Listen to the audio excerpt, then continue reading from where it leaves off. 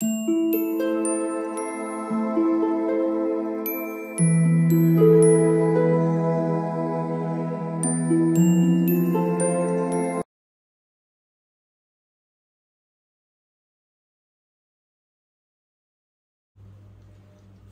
All of you, welcome back to my channel. मैं आज आप लोगों के लिए लेकर आ चुकी हूँ एक कलेक्टिव रीडिंग जिसका टॉपिक रहने वाला है divine guidance for your love life. और ये टॉपिक मुझे किसी ने सजेस्ट किया था तो मैंने कंसिडर किया है।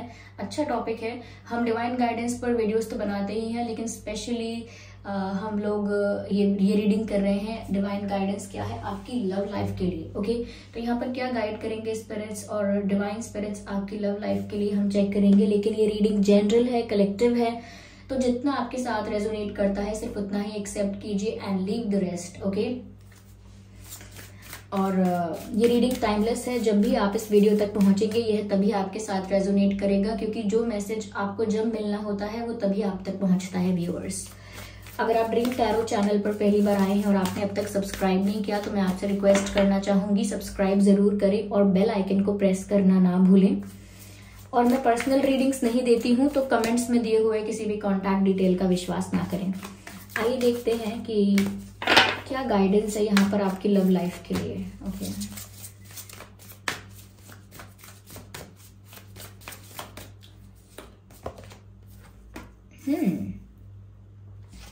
The energy is gaining momentum। ठीक है,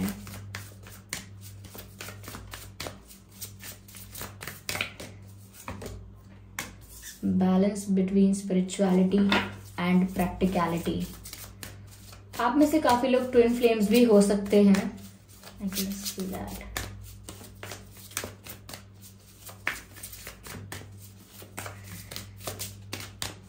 Just one more card। Conclusions are within reach। ठीक है, चलिए फिर बताते हैं। आई होप ये कार्ड्स दिख रहे हैं क्लियरली।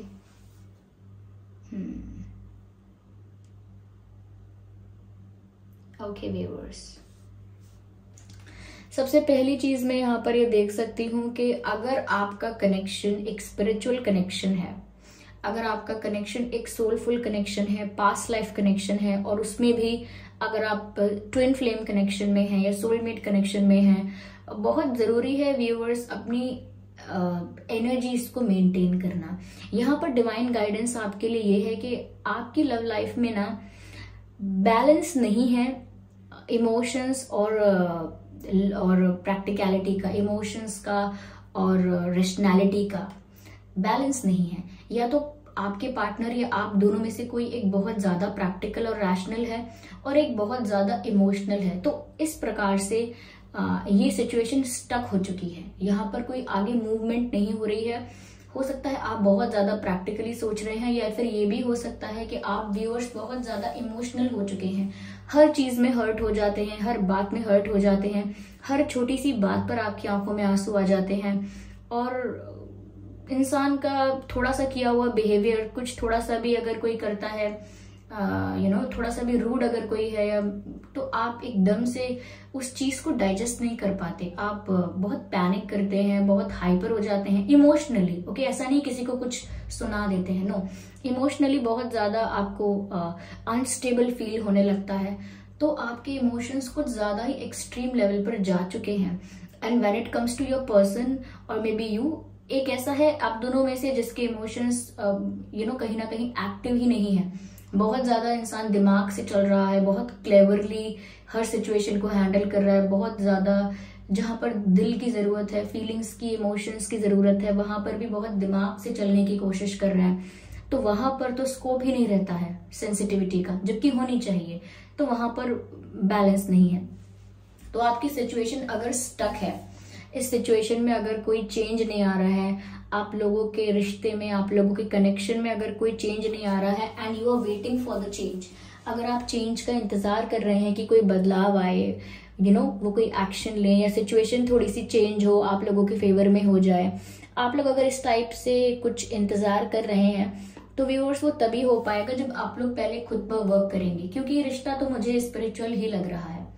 ओके, आप लोगों का पास्ट लाइफ कनेक्शन है, ऐसा दिखता है। फिर चाहे आप लोग ट्विन फ्लेम जर्नी में है या फिर आप लोग सोलमेट्स हैं। दोनों ही बातें हो सकती हैं, लेकिन पास्ट लाइफ कनेक्शन है और ज्यादातर 60 to 70% मैं कहूंगी कि आप लोग ट्विन फ्लेम ही हैं, ओके, या फिर सोलमेट्स हो सकते हैं जैसा कि मैंने कहा। तो यहाँ पर व्यूअर्स आपको पहले खुद पर वर्क करने की बहुत ज्यादा रिक्वायरमेंट है, यानी कि अपने इमोशंस को सिर्फ 50% ही मेंटेन कीजिए, बाकी 50% आप थोड़ा सा रैशनल भी होने की कोशिश कीजिए, क्योंकि अगर आप प्रैक्टिकल नहीं होंगे, बहुत ज्यादा इमोशनल होंगे, तो अगेन वही बात है कि सिचुएशन स्टक हो जाएगी। तो यहाँ पर व्यूअर्स आप अगर ज्यादा प्रैक्टिकल हैं तो थोड़ा इमोशनल भी हो जाइए, थोड़ा नहीं 50-50% दोनों होना चाहिए, ओके। और ऐसा लगता है कि किसी पार्टनर के लिए क्रेव करने से अच्छा, किसी को चेस करने से अच्छा, ओके मुझे दोबारा बोलने दीजिए, let me frame this sentence again. किसी के लिए क्रेव करने से अच्छा, किसी को चेस करने से अच्छा, किसी के लिए नीडी फील करने से अच्छा, किसी के लिए डेस्परेट फील करने से अच्छा है कि आप लोग पहले खुद पर वर्क करें। यस, क्योंकि जब आपकी एनर्जी स्टेबल नहीं होती है तभी इंसान ऐसे भाव को, ऐसे इमोशंस को, ऐसी फीलिंग्स को फील करता है, यानी कि ऐसे अनुभव करता है कि वो बहुत नीडी है, वो बहुत डेस्परेट है, वो बहुत इंतजार कर रहा है, वो किसी को चेस कर रहा है। ये एक मैं कहूंगी कि एक ऐसी एनर्जी है जिसमें आपको नहीं होना चाहिए। अगर आप ऐसी एनर्जी में हैं तो अपना ट्रांसफॉर्मेशन स्टार्ट कर दीजिए, खुद पर वर्क करना स्टार्ट कर दीजिए, तभी इस सिचुएशन में चेंज आएगा, if you are expecting that. यहाँ पर ऐसा भी मैसेज है कि व्यूअर्स, अगर सिचुएशन अब तक स्टक थी पूरी तरह से, आप लोगों के बीच कोई एक्सचेंज नहीं हो रहा है, कुछ आप लोग बीच में लटके हुए हैं, यानी कि बीच में लटकने का मतलब है कि ना तो मूव ऑन हो रहा है, ना ये कनेक्शन वापस मेंटेन हो रहा है अच्छे से, तो बीच में लटके हुए हैं, ऑन एंड ऑफ सिचुएशन चल रही है, लेकिन इम्प्रूवमेंट नहीं हो रहा है। तो इस सिचुएशन के लिए यहाँ पर मैसेज है कि यस व्यूअर्स, चेंज आएगा सिचुएशन में, और कहीं ना कहीं कंक्लूजन आपको मिलने वाला है। अगर आप अपनी लव लाइफ को लेकर बहुत सारी चीजों के लिए कंफ्यूज हो रहे थे, देयर आर फ्लाइज, अगर आप बहुत सारी चीजों को लेकर अपनी लव लाइफ में कंफ्यूज हो रहे थे कि मेरे साथ ये हुआ तो क्यों हुआ, मेरे साथ ऐसा हुआ तो क्यों हुआ, क्या मैं ये डिजर्व करता हूँ, क्या मैं वो डिजर्व करती हूँ, क्या मेरी किस्मत में नहीं है प्यार, तो बहुत सारी चीजों के लिए अगर आप कंफ्यूज हो रहे थे और आप कहीं ना कहीं ऐसा सोच रहे थे कि क्यों, कैसे, मेरे साथ क्यों, तो बहुत सारी चीजों को लेकर अब आपको ना क्लैरिटी मिलेगी, क्योंकि यहाँ पर ऐसा मैसेज है, conclusions are within reach, यानी कि बस आपको सब सवालों के जवाब मिलने ही वाले हैं। सब कुछ क्यों हुआ, क्यों जरूरी है होना, उन सब चीजों का आपको कंक्लूजन मिलने वाला है, उन सब चीजों का आपको निष्कर्ष मिलने वाला है कि वो क्यों हुआ और क्यों जरूरी था, और उन सिचुएशंस की वजह से आपने क्या सीखा, आपके अंदर क्या बदलाव आया। क्योंकि ये एक स्पिरिचुअल जर्नी है, मैं कह सकती हूँ कि अगर कोई टफ सिचुएशंस रही हैं जहां आपने बहुत दुख, बहुत पेन और बहुत ज्यादा सैडनेस को फेस किया है, बहुत ज्यादा स्ट्रगल किया है, बहुत सफर किया है, तो व्यूअर्स वो फेज जरूर किसी रीजन से आपकी लाइफ में आया है। कहीं ना कहीं वो जो आपके अंदर डिसबैलेंस है, फेमिनाइन और मैस्कुलाइन एनर्जी को लेकर जो बैलेंस होना चाहिए वो नहीं है, बहुत ज्यादा एक ही एनर्जी में आप ऑपरेट करते हैं, तो उस बैलेंस को मेंटेन करने के लिए आपकी लाइफ में टफ फेज आया है। और जो भी ट्विन फ्लेम रिलेशंस होते हैं, ट्विन फ्लेम कनेक्शंस होते हैं, ऐसे कनेक्शंस में इंसान को अपनी इंडिविजुअल जर्नी पर बहुत ज्यादा ध्यान देना होता है कि वो खुद को डेवलप करे as a better human being, खुद को इम्प्रूव करे, ओके, इंडिविजुअल ट्रांसफॉर्मेशन पर ज्यादा ध्यान दे।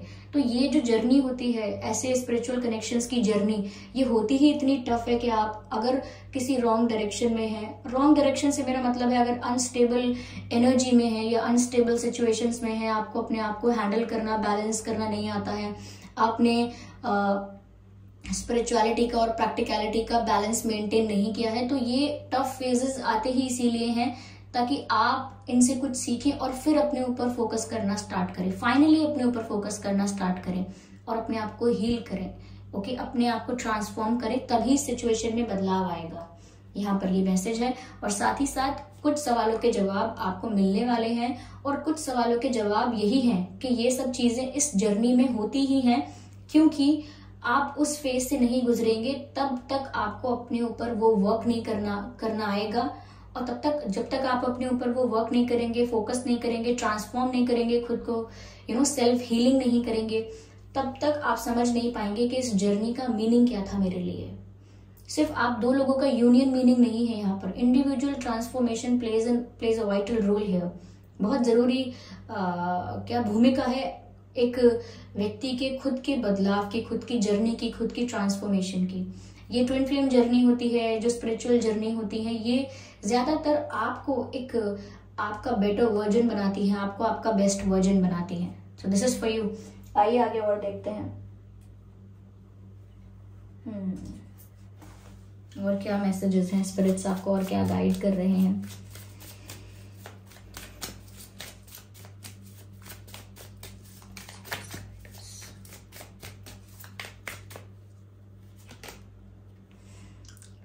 Feel loved and comforted mother earth.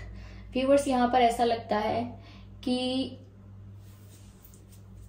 ये सिर्फ सेल्फ हीलिंग के बारे में नहीं है, सेल्फ लव के बारे में भी है।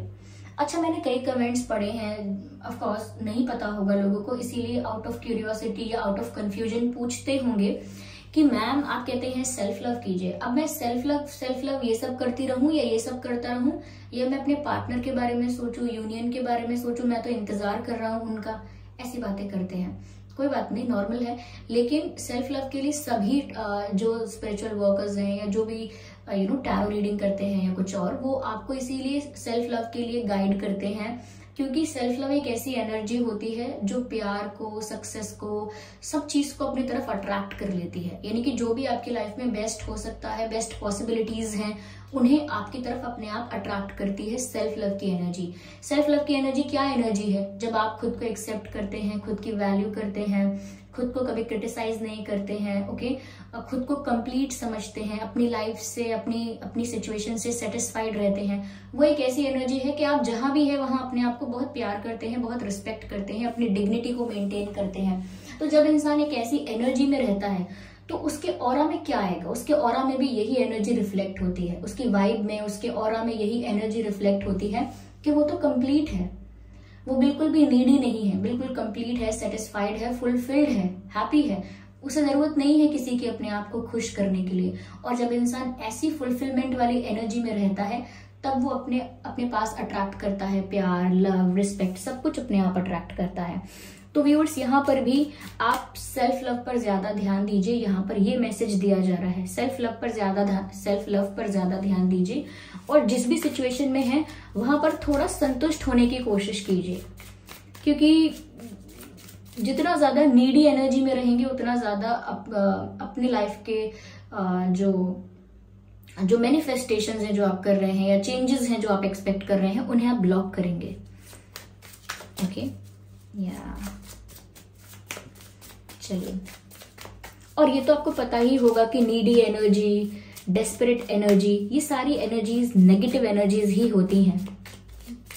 चलिए देखते हैं यहाँ पर और क्या। Okay, I need 1 card. Okay, चलिए, spirits please guide us.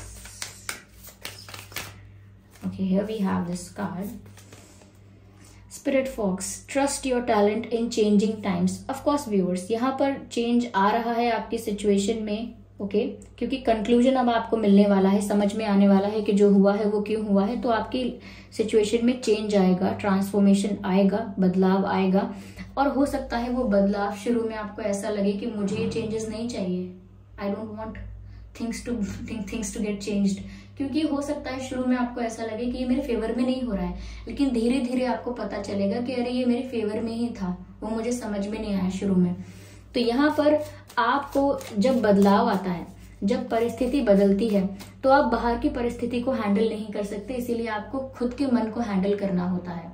Okay, जब सामने से यानी कि एक्सटर्नल सिचुएशंस चेंज हो रही होती हैं, तो उस वक्त जब एक्सटर्नल सिचुएशंस चेंज हो रही होती हैं, तो उस वक्त आपका मन ना घबराए, आप विचलित ना हो जाएं, इसीलिए आपको उस वक्त अपने मन को संभालना होता है।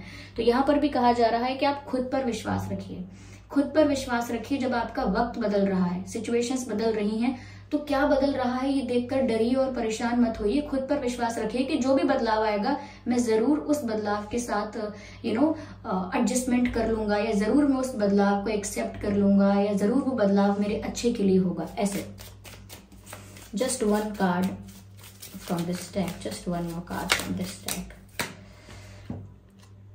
Trust in the unknown. Okay viewers, यहाँ पर ऐसा लगता है कि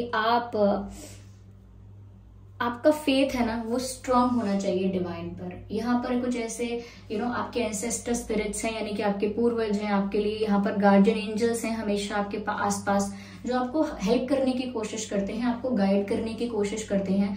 आपको भी अपना फेथ स्ट्रांग करना होगा, क्योंकि ये वन वे नहीं होता है। आपके एंसेस्टर स्पिरिट्स, आपके गार्जियन एंजल्स आपको गाइड करना चाहते हैं, प्रोटेक्ट करना चाहते हैं ऑफ कोर्स, लेकिन आपको भी यहाँ पर स्टेप्स लेने होंगे। ये वन वे नहीं होता है, वन साइडेड नहीं होता है। आपको भी अपना फेथ, अपना विश्वास स्ट्रॉन्ग करना होगा कि यस देयर इज समथिंग और someone who is helping me, who is guiding me, who is protecting me and who is listening me. तो फेथ अपना स्ट्रॉन्ग कर लीजिए डिवाइन पर, यूनिवर्स पर। तो ये गाइडेंस है व्यूअर्स आपकी लव लाइफ के लिए। आई होप ये रीडिंग आपके लिए हेल्पफुल रही है, रिलेटेबल रही है। इस रीडिंग ने आपको थोड़ा बहुत गाइड किया है। अगर 1% भी हेल्पफुल रही है ये रीडिंग तो वीडियो को लाइक जरूर करें, सब्सक्राइब करें चैनल को, बन जाए हमारी फैमिली का हिस्सा। और इस बात का ध्यान रखें कि मैं पर्सनल रीडिंग्स नहीं देती हूँ, तो कमेंट्स में दिए हुए किसी भी कॉन्टैक्ट डिटेल का विश्वास ना करें। चलिए फिर मिलते हैं अगली रीडिंग में, तब तक के लिए bye bye family, bye bye angels, love you all, bye bye, take care.